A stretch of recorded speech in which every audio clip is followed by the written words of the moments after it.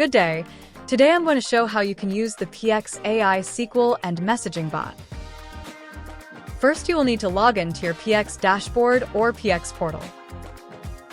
Once you're logged in, click on the PX campaign button shown above.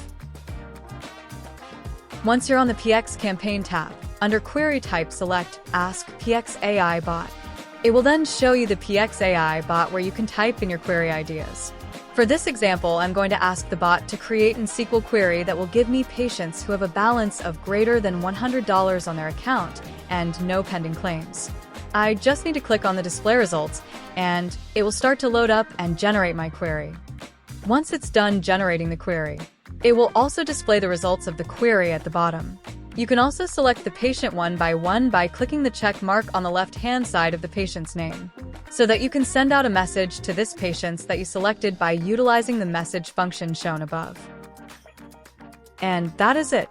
That is how you can use our PX AI SQL and messaging bot. Thank you so much for watching. See you on the next video.